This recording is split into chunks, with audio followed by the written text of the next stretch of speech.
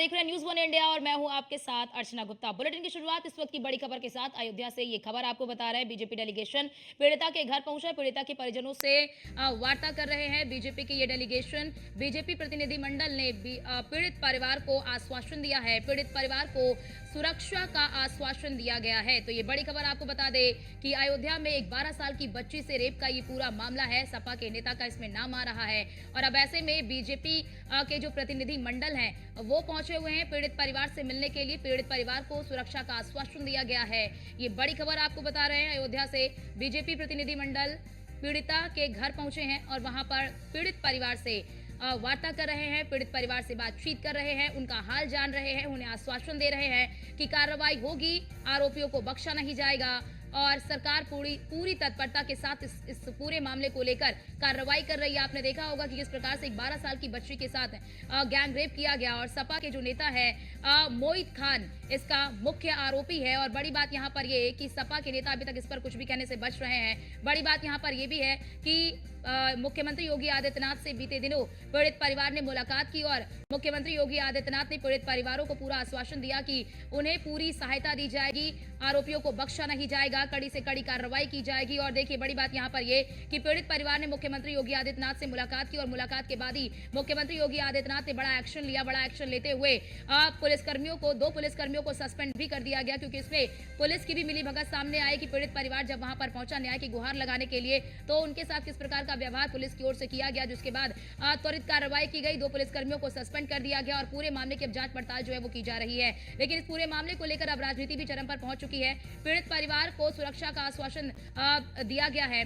BJP प्रतिनिधि मंडल की ओर से पीड़ित परिवार को सुरक्षा का आश्वासन दिया गया है कि उन्हें सुरक्षा मुहैया कराई जाएगी। पीड़ित परिवार को डरने की बिल्कुल भी जरूरत नहीं है, सरकार उनके साथ है। कल आपने तस्वीर देखी होगी कि जब यूपी कैबिनेट में मंत्री जो हैं वो जब पहुंचे थे, उनके संजय निषाद जब उनके घर पहुंचे थे, संजय निषाद ने जब पीड़िता से मुलाकात की और पीड़िता से मुलाकात करने के बाद वो किस प्रकार से रो पड़े, वो अपने आंसुओं को रोक नहीं पाए और साफ तौर पर उन्होंने कहा कि जिस प्रकार से सपा का रवैया है बहुत ही दुखद है और इस पर राजनीति नहीं करनी चाहिए। लेकिन फिलहाल उन्होंने ये भी कहा कि पीड़ित परिवार को डरने की आवश्यकता नहीं है, उन्हें हर सहायता दी जाएगी। उन्हें आश्वासन दिया गया कि आरोपियों के खिलाफ जो है कड़ी से कड़ी कार्रवाई की जाएगी, आरोपियों को यहां पर बख्शा नहीं जाएगा। आपने देखा होगा कि बुलडोजर की कार्रवाई भी कल हुई है। जो बेकरी थी, जिस बेकरी में वो मासूम बच्ची काम करती थी और उस मासूम बच्ची के साथ दुष्कर्म की वारदात को अंजाम दिया गया, गैंगरेप उसका किया गया। 12 साल की बच्ची के साथ इस तरह का दुष्कर्म किया गया। और देखिए पता कब चला, जब बच्ची जो है वो पीड़ित हो गई और जानकारी यहाँ भी मिल रही है कि आरोपी की ओर से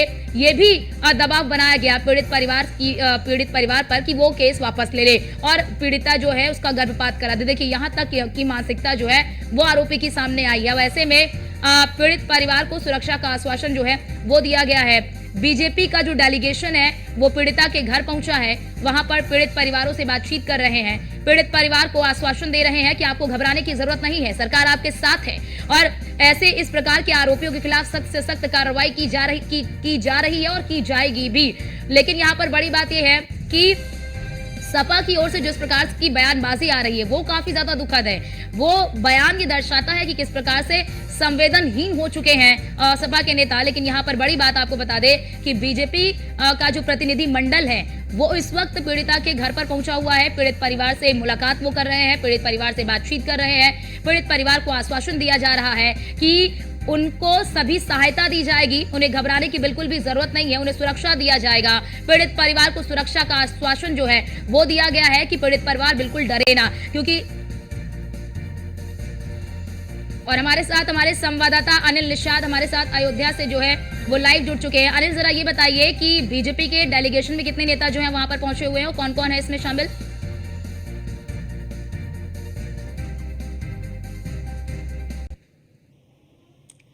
तो हमारे साथ हमारे संवाददाता भी जुड़ चुके हैं, उनसे भी बातचीत करने की कोशिश करेंगे। अनिल जरा ये बताइए कि बीजेपी का जो डेलीगेशन वहां पर पहुंचा उसमें कौन कौन शामिल है और क्या वहां पर हो रहा है, जरा ये बताइए।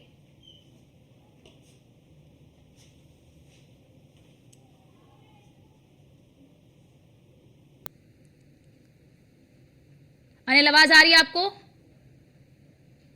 तो शायद उन तक आवाज नहीं पहुंच पहुंच पा रही है। लेकिन फिलहाल ये बड़ी खबर आपको बता रहा है कि बीजेपी का जो प्रतिनिधि मंडल है वो इस वक्त पीड़ित परिवार के घर पर पहुंचा हुआ है और वहां पर वो पीड़ित परिवार से मुलाकात कर रहे हैं, पीड़ित परिवार से बातचीत कर रहे हैं, उन्हें आश्वासन दे रहे हैं कि घबराने की बिल्कुल भी जरूरत नहीं है, सरकार उनके साथ है, उन्हें न्याय मिलेगा, आरोपियों को बख्शा नहीं जाएगा, आरोपियों के खिलाफ सख्त से सख्त कार्रवाई की जाएगी। तो ये बड़ी खबर आपको बता रहे हैं क्योंकि अब ये पूरा मामला जो है वो अब बढ़ता ही जा रहा है, क्योंकि 12 साल की मासूम बच्चे के साथ पहले तो गैंग रेप किया जाता है और उसके बाद फिर मामले को दबाने के लिए पीड़ित परिवार पर दबाव बनाया जाता है। लेकिन यहाँ पर आपने देखा होगा कि सपा के नेताओं की ओर से ये कहा जा रहा है कि डीएनए टेस्ट करा लो। अब तो नार्को टेस्ट की भी बात सामने आ रही है कि किस प्रकार से संवेदनहीन हो चुके हैं कि एक मासूम बच्ची के साथ इस तरह दुष्कर्म की वारदात को अंजाम दिया जाता है और उसके बाद अभी नार्को टेस्ट, डीएनए टेस्ट की बात कर रहे हैं सपा के नेता। ये काफी आश्चर्यजनक होता है कि ये की तस्वीर आपको दिखा रहा है, जिस तस्वीर में आप देख सकते हैं कि पीड़ित परिवार से मिलने के लिए बीजेपी के जो डेलीगेशन है वो वहां पर पहुंचे हुए हैं, पीड़ित परिवार से मुलाकात कर रहे हैं, उन्हें आश्वासन दे रहे हैं। पीड़िता की जो मां है और हमारे साथ अनिल निषाद एक बार फिर से हमारे साथ जुड़ चुके हैं। अनिल, जरा ये बताइए कि लगभग कितने लोग वहां पर पहुंचे हुए, कितने नेता पहुंचे हुए बीजेपी के वहां पर और क्या कुछ वहां पर हो रहा है इस वक्त? देखिए, आपको बता दें कि डेलीगेशन में 3 लोग आए थे, जो नरेश प्रजापति, बाबूराम निषाद और संगीता बलवंत के साथ साथ यहाँ के जो स्थानीय नेता है खब्बू तिवारी के साथ साथ नगर विधायक जय प्रकाश गुप्ता, तमाम भाजपा के जो स्थानीय नेता थे वो मौजूद थे। कुछ ही देर बाद इनके जाने के बाद साध्वी निरंजन ज्योति पहुंचे तो कहा यह जा रहा है कि पीड़िता की मां से उन्होंने मिला और मुलाकात की और बातचीत के दौरान ये बात सामने आई कि लगातार पीड़िता की मां को जो है यहाँ के स्थानीय लोग धमकी दे रहे हैं कि थोड़ा अभी भी वो कर ले, नहीं तो उनको जान से मार दिया जाएगा। ये सब तमाम धमकियां हैं जो भाजपा के डेलीगेशन से उन्होंने बताया है और कहीं ना कहीं भाजपा के जो डेलीगेशन है तो उन्होंने आश्वासन दिया है कि परिवार को सुरक्षा मुहैया कराने की बात भी वो मुख्यमंत्री से जाके कहेंगे और जो मुआवजे की राशि 5 लाख रुपया दिया गया उसको बढ़ाकर कहीं ना कहीं 25 लाख रुपए की बात की जाएगी, जिससे पीड़िता को कहीं ना कहीं एक आर्थिक लाभ हो, क्योंकि पीड़िता बहुत गरीब परिवार से आती है और इसके भरण पोषण के लिए भी 25 लाख का मुआवजा उनको दिलाने की कोशिश की जाएगी। जी बिल्कुल अनिल, और हम देख भी रहे हैं किस प्रकार से पीड़िता की मां को आश्वासन देते हुए बीजेपी के जो डेलीगेशन है वो यहाँ पर नजर आ रहा है, पीड़ित परिवार को आश्वासन भी दिया जा रहा है। लेकिन बड़ी बात यहाँ पर ये बताइए अनिल कि अभी कल ही हमने कार्रवाई देखी कि बुलडोजर की कार्रवाई भी की गई है और 2 पुलिसकर्मियों को भी सस्पेंड कर दिया गया, लेकिन यहाँ पर आरोपी की इतनी हिम्मत बढ़ गई है कि पीड़ित परिवार को यहाँ पर धमकी दी जा रही है। जी अर्चना, बिल्कुल आपको बता दें कि पीड़ित की मां अभी न्यूज ऑन इंडिया से रो रो कर बयान कर रहे थे कि लगातार उनको धमकी मिल रही है, जो यहाँ के लोग हैं उनको कहीं ना कहीं किसी न किसी माध्यम से धमकाने की कोशिश कर रहे हैं। तो पहले तो सुरक्षा की बातचीत की, पहले परिवार को सुरक्षा मुहैया कराइए, जिससे जो उनको धमकियां मिल रही हैं उससे रोकथाम। इसके साथ साथ मैं दिखाना चाहता हूँ ये पीड़ित का घर है, यहाँ पे स्थानीय लोगों के साथ भाजपा के तमाम नेता अभी यहाँ मौजूद थे और डेलीगेशन भी भाजपा का यहाँ आया हुआ था। तो पीड़ित के घर पे तमाम मीडिया का जमावड़ा, इसके साथ साथ स्थानीय लोग भी यहाँ मौजूद हैं और लगातार पीड़िता की मां से मिलने की कोशिश कर रहे हैं। तो कहीं ना कहीं अगर कहा जाए कि पीड़िता के परिवार को सुरक्षा जल्दी मुहैया कराने की बात जो है भाजपा के डेलीगेशन भी वो कहते गए हैं। जी बिल्कुल अनिल, देखिए आप तस्वीर दिखा रहे हैं कि ये परिवार किस प्रकार की परिस्थितियों में रह रहा है, परिवार कितना गरीब और इस गरीब परिवार की बेटी के साथ इस तरह से किया जाता है, उसके बाद धमकी दी जाती है। यहाँ पर बड़ी बात यह है कि इस पर जिस प्रकार की ओछी राजनीति हो रही है वो बिल्कुल भी शोभनीय नहीं है। जी बिल्कुल, कल आपने देखा कि पूर्व मुख्यमंत्री अखिलेश यादव का ट्वीट आया कि पहले उसका डीएनए टेस्ट होना चाहिए और यहाँ के भी स्थानीय सपा नेता उन्होंने भी कहा कि पहले डीएनए टेस्ट होना चाहिए, उसके बाद कोई कार्रवाई करनी चाहिए। तो कहीं ना कहीं जिस भी बेटी के साथ ऐसा कुछ हुआ हो उस परिवार के ऊपर ये सब सुनने के बाद क्या बीतेगी, ये सोचने वाली बात है। कम से कम इस मामले में तो राजनीति नहीं करनी चाहिए। तो सपा का ये जो है ओछा चेहरा वो नजर आ रहा है इस मामले को लेकर। और बड़ी बात यहाँ पर ये देखिए अनिल की पीड़ित परिवार इस वक्त न्याय की गुहार लगा रहा है। हालांकि मुख्यमंत्री योगी आदित्यनाथ ने आश्वासन दिया है कि न्याय मिलेगा और आरोपियों के खिलाफ सख्त से सख्त कार्रवाई की जाएगी, लेकिन एक तरफ देखिए सपा के नेताओं की ओर से ये बयान कि डीएनए टेस्ट करवा लेना चाहिए, कोई निर्दोष ना फंसे, ये वाकई में चौंकाने वाली बात है कि सपा के नेता किस प्रकार से संवेदनहीन हो चुके हैं एक महिला को लेकर। जी बिल्कुल, आप महिला कह सकते हैं या फिर एक छोटी सी बच्चे नन्ही की जान वो कहते हैं 12 वर्ष की उम्र में इसके साथ ऐसा सब हुआ है और सपा इस पर राजनीति कर रही है। तो ये बहुत दुखद घटना है। जो छोटी छोटी बातों को अयोध्या के राम पथ को छोटे गड्ढे को सदन में इतना मुद्दा बनाकर उठाते थे, इतने बड़े मुद्दे पर कहीं ना कहीं साइलेंट नजर आ रहे हैं। तो ये एक इनकी शपथ जो है कोसी राजनीति में नजर आती है। जी अनिल, कि लगभग कितना समय हो गया है जब बीजेपी का जो प्रतिनिधि मंडल है यहाँ पर पहुंचे हुए हैं, कितना टाइम हो गया है और क्या लग रहा है कितनी देर तक और वो वहां पर अभी रहेंगे? देखिए, बीजेपी का प्रतिनिधिमंडल जो निकल गया कम 20 मिनट के अंदर जो परिजनों से मुलाकात हुई, बारी बारी अकेले कमरे में ले जाकर उनसे बातचीत किया गया। सभी जो यहाँ के स्थानीय लोग थे या निषाद पार्टी के निषाद समाज के लोग थे, स्थानीय लोग थे, उनको भी हटा करके केवल डेलीगेशन और बड़ी माता के साथ जो है मुलाकात किया है। और पीड़ित की मां से हमने बात करने की कोशिश की तो उन्होंने कहा कि केवल और केवल हमें जो है सुरक्षा की जरूरत है, क्योंकि आते जाते हमको धमकाया जाता है, चाहे वो फोन के माध्यम से चाहे दूसरे किसी माध्यम से हो। लगातार मुझे सुलह की धमकियां मिल रही थी, कहेंगे आप लेकिन मुंह खोलिए कि आपके परिवार को या आपको भी जान माल का है वो नुकसान पहुंचाया जाएगा। जी अजर अनिल, ये बताइए कि जैसा आप ये बता रहे हैं कि पीड़ित परिवार को धमकाया जा रहा है फोन के जरिए या फिर अन्य माध्यम से उनको धमकाने की कोशिश की जा रही है, पीड़ित परिवार से जब आपने बातचीत की तो आपने उन्होंने बताया कि आखिरकार धमका कौन रहा है उन्हें? क्या मोहित खान के जो उसके जो साथी है क्या वो धमका रहे हैं उन्हें?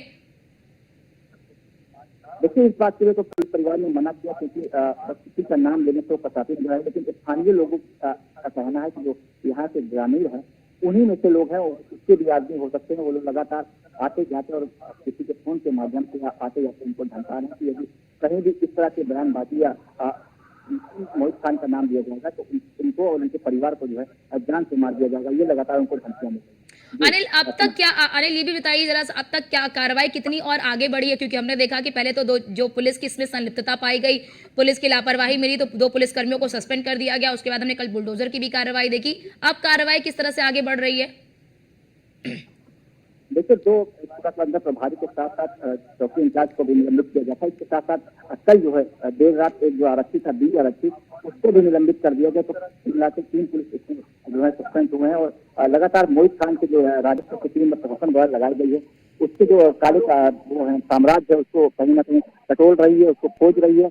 जो भी उसने कब्जे किए हैं, तालाब से कब्जे किए, SC OBC की जमीन से जो कब्जा किया है, उसको भी लगातार राजस्व की टीम लगा करके जांच कराई जा रही है। यदि इसमें संलिप्तता पाई जाती है तो कहीं ना कहीं उस पर भी कहीं ना कहीं बुलडोजर की कार्रवाई हो सकती है। जी अच्छा।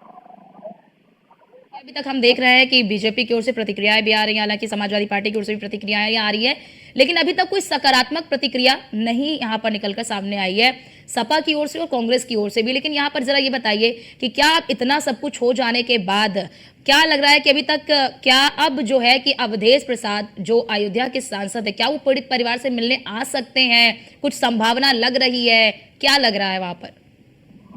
देखिए, अभी तक आपने खुद मीडिया से देखा कि किस तरह से अवधेश प्रसाद यहाँ के सांसद है और मीडिया से भागते नजर आए। खुद मीडिया वालों को पास दिखाते नजर आए कि सर मैं पहले सूचना मंत्री रह चुका हूँ तो मुझे आप कम से कम इस तरह से नहीं कर सकते।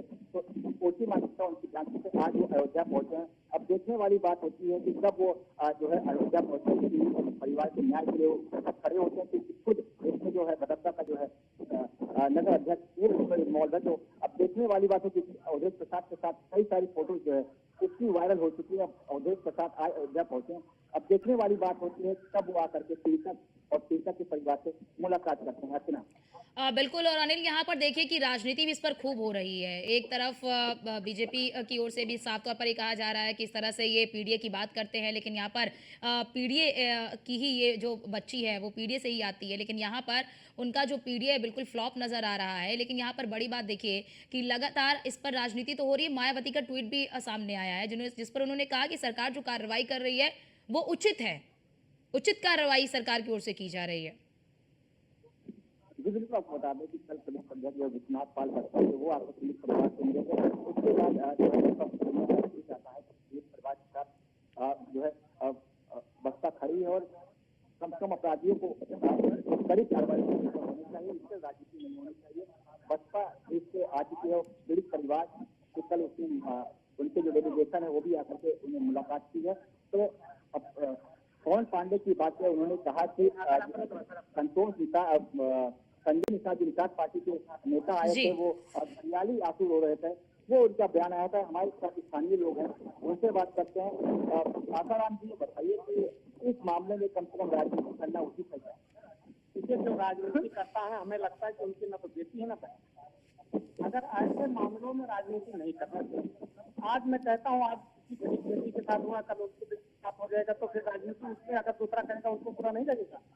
तो मैं उनसे निवेदन करूंगा जो राजनीति कर रहे हैं उनको राजनीति नहीं करना चाहिए। डीएनए टेस्ट की बात कर रहे हैं, क्या ये ऐसे मामलों में डीएनए टेस्ट? ये देखिए छोटी सी बच्ची है, मैं कहना चाहता हूँ देने टेस्ट की जो बात करते हैं, देने में अगर 10 लोग किसी के साथ कोई गलत ठीक है। काम करते हैं, क्या 10 ठीक लोग है। का देने में आएगा? और ठीक 2 है। महीने की या 2 महीने से ठीक ज्यादा है, की ठीक है। ठीक है अनिल, बहुत शुक्रिया आपका हमारे साथ जुड़ने के लिए और तमाम ये